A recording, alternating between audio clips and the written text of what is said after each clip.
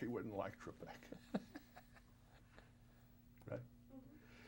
I laughed a lot. And I'm a tough laugh. I'm like a Secret Service laugh, you know, and I really laughed a lot at this. A Secret Service, is... We laugh on the inside. Ah, gotcha. A lot. I'm not the great laugher for a stand-up guy, but I laughed a lot at this. Made me feel good. Good, good. Really I'm stupid glad. film. I loved it. Yeah. And I've known these people. Yeah, yeah. I'm sure they're still creeping around out there. They are. Yeah. It's a little bit higher case of animal now, but back in the 70s, it was pretty buffoonery. It was, yeah, it was, you know, these guys they're not good journalists, really. They're just kind of, you forget that the local news guy in the 70s was a bit of a rock star back then.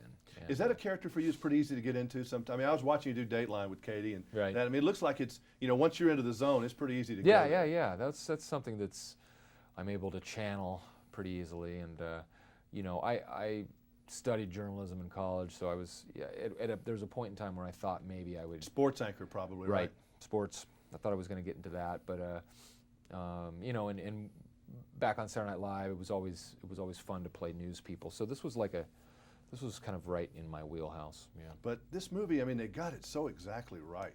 Oh, which good, was even good. frightening because you're a little young to know totally what it was like in the 70s. Right. I was barely getting into it right. then, but I mean, this is such a creation. Yeah, we Adam McKay, the director, and my friend who we wrote it together. It's funny, we wrote the script and then we met with some famous local guys after we had written it and started talking about some of the scenes we have, and we kind of found out that we were on the right track after, you know, one of the best stories we heard was from a gentleman in San Diego, Jack White, who's kind of was the big guy at that time, and he talked about a guy taking over directing the news from the bar across the street over the phone, and that it was a great broadcast, one of the best they did all year. But stuff like that, he said, you know, happened a fair amount of time. So. Will you go back on Saturday Night Live sometime and do this character? That would be a fun one to go on there and do. You know, you never know. Are you done with that? No, you know, I'll always kind of be, you know, that's like my home gym, so to speak. Don't you have to go back and do Bush in the Fall at least once? Well, I think they already have someone who's kind of a new Bush? doing it. Yeah. Oh my God, that's not right. They've been tinkering around with it, so yeah, you kind of have to let them. Because they can't be dependent on me all the time just to show up. That's true. But yeah, I'm sure I'll go back and play around a little bit. You know, a lot of people, you're really on a roll. I mean, I can't believe if you Google yourself, which is very interesting. Yeah, I've yet to do that. You have 11 films that are either getting ready to be made or posting being talked or something. about. Yeah, that's outrageous. There's a lot of stuff happening. I mean, you're hotter than a $2 pistol right now, aren't you? Or a $3 pistol. one of the two. Yeah, it's great. It's really fun. But they're letting you do a lot of different kind of things, and not everything's a costume part. Right. Yeah. Old school was really pretty much straight. Yeah. In a way. Yeah. And that was extremely fun.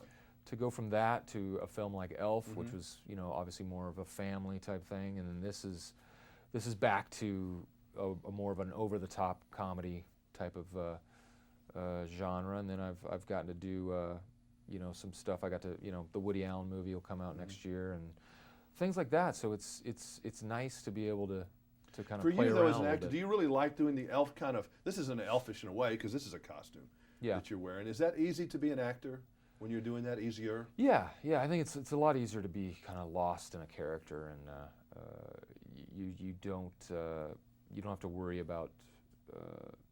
You can be someone else, and that's the whole reason why any of us got into doing this in the first place. Would your friends in high school believe that you turned out this way? Because you were a rather straight guy, weren't you? You made good grades. I made good grades, but I was. Were you a class clown at all? I was more of a conscientious class clown. I would screw around, and then if the teacher gave me the evil eye, I'd say no problem. I'll be right here. So they say, "Oh, Will turned out." I'll be right here if you need me. Were you John William then during those days? Or no, I've always been Will. You've always been Will. I've always been Will. Just sign the name John. See, You know the kind of Southern tradition of give you the full name but call you by your nickname. Yeah, that was. Well, this is funny stuff. Oh, good. I'm glad you liked it. Ron Burgundy shall live on, I'm sure. Good. Thank you. Thanks, Jimmy. Okay. All right.